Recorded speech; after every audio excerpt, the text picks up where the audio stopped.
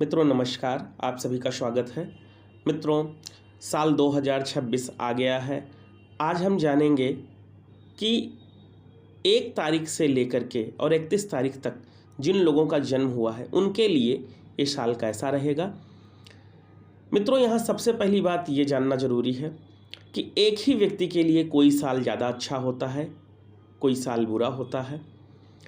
जिन लोगों की एक ही तारीख होती है, अलग अलग लोग होते हैं, फिर भी सबको परिणाम अलग अलग मिलता है। ये जो फल हम बताने जा रहे हैं इसको आप राशिफल की तरह समझिएगा। सिर्फ और सिर्फ इसका 25% असर पड़ता है। बाकी का जो असर होता है वो आपकी जन्म कुंडली के हिसाब से, आपकी ग्रह गोचर और आपके दशाओं के आधार पर होता है। इसी कारण से हर व्यक्ति का जो फल होता है साल का वो बदल जाता है।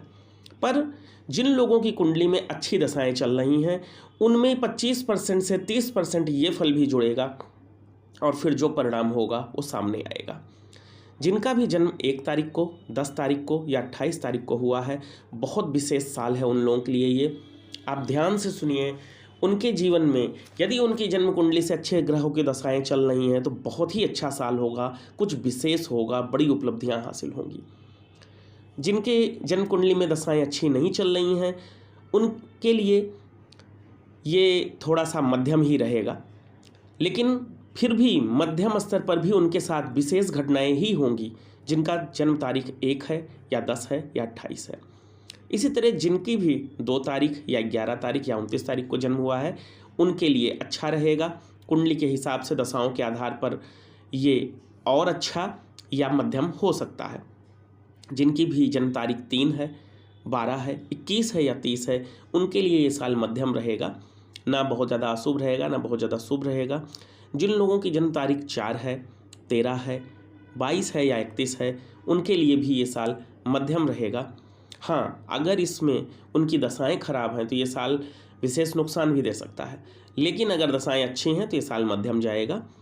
जिन लोगों की कुंडली में दशाएं अच्छी हैं और जन्म तारीख 5 है, 14 है और 23 है उनको बहुत ही अच्छा शुभ परिणाम हासिल होगा।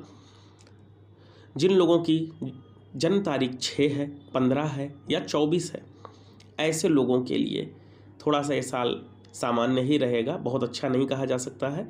अगर इनकी दशाएं अच्छी चल रही होंगी तो सामान्य ये साल रहेगा, और अगर दशाएं खराब चल रही होंगी तो अशुभ परिणाम भी आ सकते हैं। जिन लोगों की जन्म कुंडली की दशाएं भी अच्छी हैं और जन्म तारीख 7 है, 16 है और 25 है उनके लिए ये साल अच्छा जाएगा, निश्चित तौर पर अच्छा जाएगा।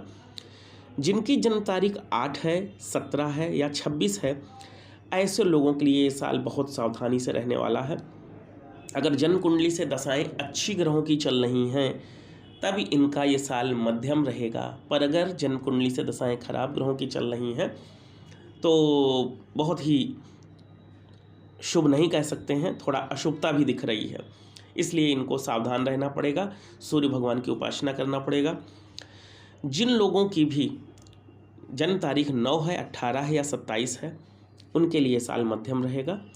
इस तरीके से 1 तारीख से लेकर 31 तारीख तक के लोगों का साल रहेगा।